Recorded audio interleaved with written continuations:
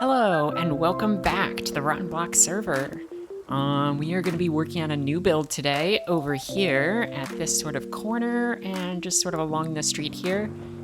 Now, like last time, which was this build over here, which I think turned out fantastic, we're going to be building sort of like separate buildings that go next to each other. It won't be quite as interconnected as this one was. This one had like the whole restaurant connected on both sides. They're going to be pretty separate over here, but they're going to be some pretty cool buildings.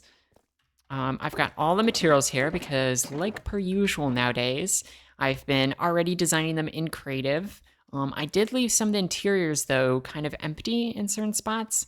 So maybe we can go in later and I can show you a bit of how I decorate some of the interiors, because I feel like that's kind of the hardest thing for people to do, even me, because I struggle with it. But when you get like a really good interior done, I feel like it's really satisfying. So I don't know, I'll kind of walk through some of what I do later, but I'm going to be working on this. And as per usual, I'm going to talk a bit about my decisions before I even get started onto the build itself. So over here at the corner, we've got two different shops, I should say. One's like right here, and then the other one's a corner shop over here. Now, because this is like a right angle turn, right? Unlike this one over there, if I go into free cam and fly over, so it's a bit quicker, you can see I did like a little bit of like a curve on the corner, which is really cool, but we don't have that over here. So this is like a straight edge corner, which is just a different design, and I think it's going to turn out pretty good for that. And I was kind of trying to decide on colors because that's always where I start with when I'm trying to decide what's going to go here, right? And so when I was looking around for what's kind of next door, right?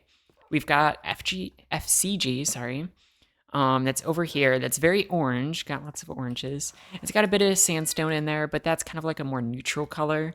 The orange is like the main color. And then over here, we've also got my pumpkin pie shop, which is right across the street from what's ever going to be over here. And it's also got a lot of orange in there. And then even my starter base has also got a bit of orange. So essentially, we've got orange all around, and I was trying to think of a color that would go with it well. And let me see if I can find it. First one I looked in, fantastic.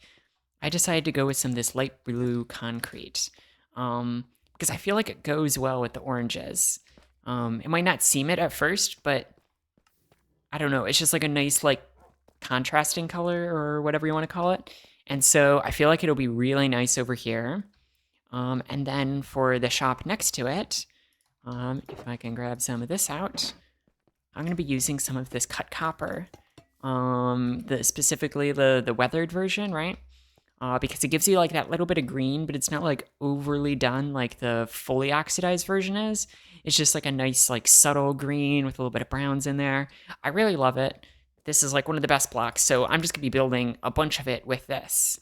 And then as per usual kind of for this street, I've decided to put some shops down on like the main floor over here. And then the upper parts will probably be like some residential rooms or something like that where people could maybe rent it out.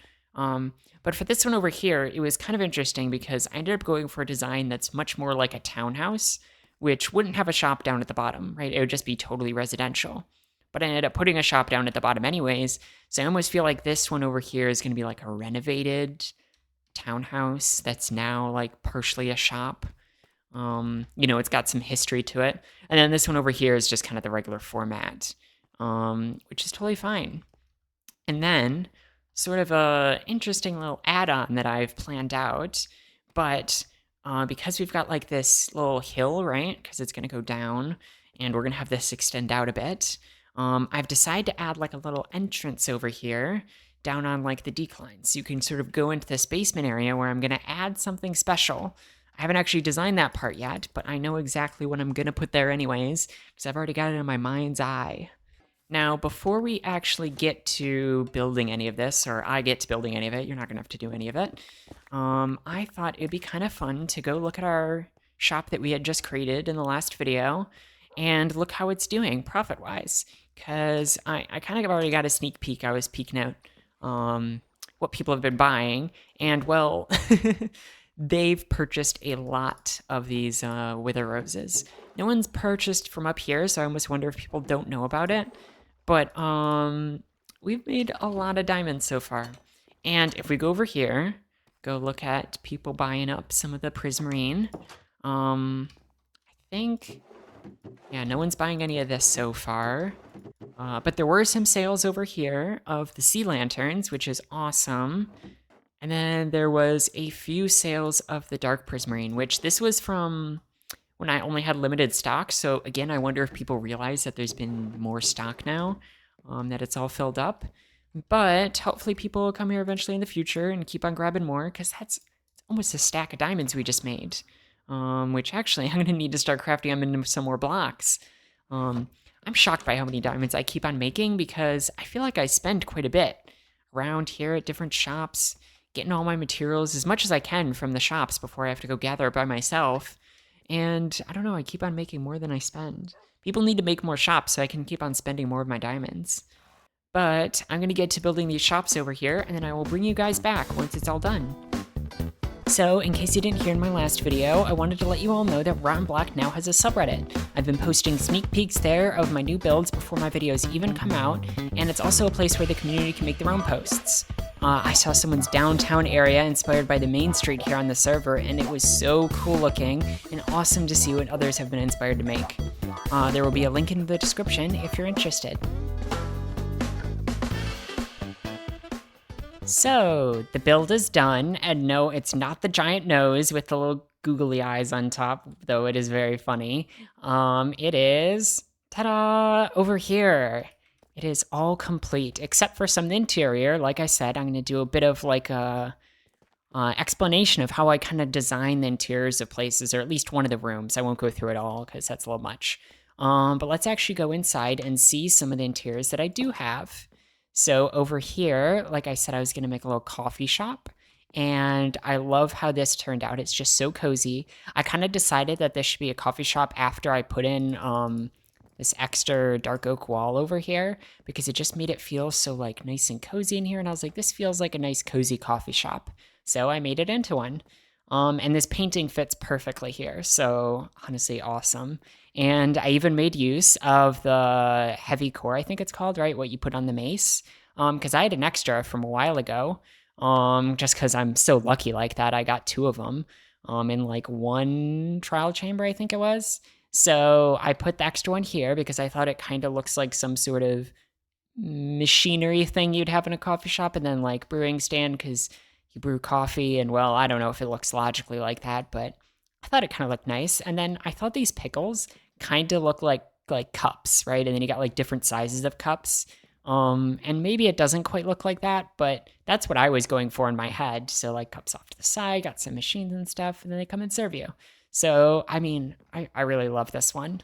And then if we go upstairs, there's currently nothing. So neither here or up here isn't anything yet, but I will get to decorating this. And if we head outside of this place, we can also see the mysterious door, which I will get to at the end of all of this. Don't you worry, I'll show what's through that mysterious door. I finished it all already, this mysterious thing, and I think it's kind of the most exciting part. But we will get to that at the end, because we've got to go look at the bookstore over here. Like I said, actually I should back up a bit. I was making this into something that kind of looks like a townhouse, because this doesn't look like a normal like shop and residential above, or at least not in my opinion, right? This looks more like that. A lot of these look more like that. But this one over here looks very much so like I would imagine like a townhouse would look. But I still wanted to add a shop into it, so it's sort of a townhouse renovated into a shop. And by the way, I just love how like cozy this little place is.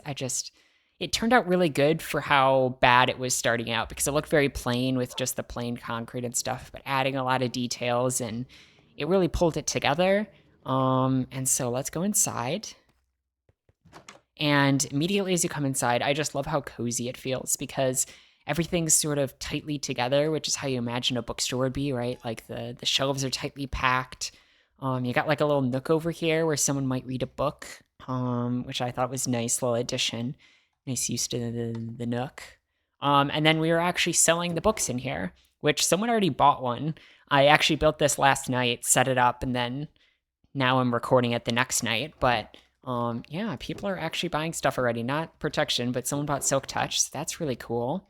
And then we've also got the upstairs, which currently has nothing. Same with the next floor above it. This one being sort of like the attic space. That's kind of like a full room with how tall it is still. It's like not even really an attic, though it does have this little balcony out here that I absolutely love. And there's also this sign over here, which is just very accurate depiction of the current market of food products, right? FGC's been going down and pie's been going up. That's all I can say. But okay, let's go down here onto this little room. And I thought this would be a good one to do a bit of a walkthrough on how to actually like figure out this space. So the first step I've kind of already done, which is to actually get your stairs in, or your ladders, your elevators, or really whatever you're gonna do to get yourself up and down, right? Because if you try to do it later, it's gonna get in your way, and so you might as well get it in to begin with. So now I've already done that, right? I've already got the ups and downs in place. So this is sort of decided, right? This edge of the room I can't really use as much. And the next sort of step after deciding where your ups and downs are going to be is going to be how to actually separate out the space. If you think there's too much of a room, you can always separate it into smaller rooms. And I was thinking with this space here, even though it's already pretty small space, we could even make it smaller, because if you put a wall right here where this is, right, it kind of separates off like the traversing space that goes up and down. And we can decorate it with like a pot or something in here. And then it also gives you another space over here that's very separate from the stairs where someone might live, you know, a little bedroom and stuff. I mean, it'd be a one room apartment, which would be horrible, but it kind of works for the limited space that we have. And another thing to consider is that this is an exterior wall. Some of these walls aren't exterior. So you look at like over here, we've actually got two layers of wall. There's the outside like blue layer here, and then you've got the inside wood layer. And that's because like the windows are too thick, and so the walls match it by also being too thick. And so we don't really have the problem with the exterior showing through over here or like over here, but this wall does have the exterior showing through, and it's not just a plain exterior wall. It's got the white from the other side of this sign over here, which is needed for the sign itself. But it makes this wall kind of look weird, right? Because it's got blue and then white. And so you might be tempted to try to add, you know, another bit of like wood right in front of it, which is going to, you know, make the space smaller, which could definitely work if your space allows it, but it would kind of close up this window a bit, which I would be unhappy about. And to solve that, you could also try to use trapdoors, because that's very thin, so you're not doing as much to it to try to cover it up. But I feel like that would almost be overdone for this space. So I'm thinking I'm actually just going to leave it in sort of the chaotic nature of the blue and white. It's not super chaotic, but it's just not flat, which is what you'd want from an interior wall. I'm just going to leave it like this and try to use what we put in here to kind of work with the color of the wall that we have. We're going to work with it, is essentially what I'm trying to say. But let me actually grab some materials, because I don't have anything on me, and I'll start setting up some walls and stuff, and I'll show you guys what I got. So I've been working on the interior, and I've got this little staircase alcove sort of figured out. I've got a little hanging plant, an extra light in here, and overall it's pretty plain, but also there isn't much room to work with. I could have put like a plant over here. I was thinking about it, but I feel like it almost closes off the space a bit too much. I would have loved to put one here, but we got something in the way. And so I think overall this is pretty darn good. And kind of the best thing about tight spaces like this is that you don't need much to fill it up, right? You just need a little bit to like kind of decorate it. But the actual room, which is kind of the bigger part, I have also decorated. I kind of just did it all, and I figured I would just explain what I actually did instead of trying to explain it as I was figuring it out in the moment. So first I was thinking this is gonna be a bedroom, right? So we need some beds, and I figured 2 beds, a nice big one would probably be nice, even though it's a small space and you could just do one. I think 2 is gonna be better. So I went with a cyan bed, which I felt like fit the vibe right. And then I also needed like a little nightstand next to it. So that was my next little attack action. which is just like a little beehive because I think beehives look perfect because they look like they got little drawers and like a nice little top, and they're so good for things like nightstands or dressers or cabinets or just any of that sort of stuff. We got a little painting above here to fill up the wall, and then remember that blue line that was going like this, right? So I covered up the top of it just with some stairs to kind of fill it out, which you might have not even noticed until I pointed it out. And then over here, I've got a nice little bookcase that also covers up the other part of the line and also fills out the space nicely. And then I didn't even need these trapdoors because I did make them all chiseled on this side so it wouldn't look strange. But I think the trapdoors actually give it a bit of like oomph, which I would have also put on the top if I hadn't put the stairs up there. But I think it's good as is. And then over here, we have got a little study, right? So we got the lectern, so you can actually have a book there. And then I kind of extended like that desk area just with the stairs. At least that's how I was imagining it. And then a nice little red chair, because something about the red chair just like really gives me like cozy vibes. And then of course you got this little ledge, which I didn't even talk about before, but it's kind of a unique part of the room. The fact that there's like a little ledge that you could imagine like sitting on in real life with your legs hanging off. Can't do that in Minecraft, but you know, it's a nice little image in your head of like what that could be, where you're sitting there reading a book while it's raining outside. I don't know if you can hear that. I don't know, it's nice. And then a little painting to just like give that wall a bit of something instead of just being plain, because without it would have been too plain. And yeah, I got a little plant in the corner as well. So I think this is kind of perfect. There's nothing more it really needs. You kind of fill out as much as you can. Even this wall you could say is maybe a bit bland still, but I think it's just the right amount of bland. Sometimes you need some bland, some white space for it to feel like kind of fully complete. And so I think something like this really works for the space. Okay, so that's it for the interior. I mean, I've got 3 other little rooms to do, but I'll do that on my own time. And now for the exciting portion, which is what is this mysterious door over here? So it's kind of unconnected to everything here. But let's go inside. We head down here, this little weird staircase. We are going to find something that isn't all that impressive to the eye, but it's a bit of a little underground gambling place. I don't want to say casino, but it is sort of like a casino for one thing in particular, and that is sponges, which might sound strange, but when I was draining the ocean monument, I got a lot of sponges, like 6+ stacks of sponges, I think. And so now that I'm done with the sponges, I don't really need them anymore. I figured it'd be nice to sell them. And what better way to sell them than gamble them away? But you might be asking yourself, what do you mean gamble away sponges? Like, what does that mean? Well, I haven't just like allowed people to buy just normal sponges because those would be boring. I'm allowing people to collect 9 special types of sponges, which I will get to by just showing you how it works. So it's got a bit of a mechanism, kind of like my pumpkin pie shop did, where you can just put in multiple diamonds at once and it'll run through the first one before going on to the next. But then it does that, and then it gives you a sponge. And it just makes fun little sounds and makes fun little dispensing of sponges. And so you can see there's different types of sponges, 9 of them in total. And so people might want to collect them all. And I don't know how many diamonds it's going to take on average to get all the sponges. Probably not just 9, right? Because you'll get some repeats. So people have to be here and spend quite a bit. And you might say, that's a little expensive, 1 diamond per sponge. But these are premium sponges. They've got little fun names, fun little descriptions. And also sponges are kind of limited, right? There's only so many out in the world that you can get. So if someone doesn't want to collect them themselves, you know, you might just need like a few of them. And so you'll just spend a few diamonds here to get the few you need. But let me actually go down here into the works of it. Here's where you collect the diamonds that people pay with. But if you go over here, we can actually see all the different sponge types. So if you're interested, just pause the video and you can see what all the different types are and what their little descriptions are.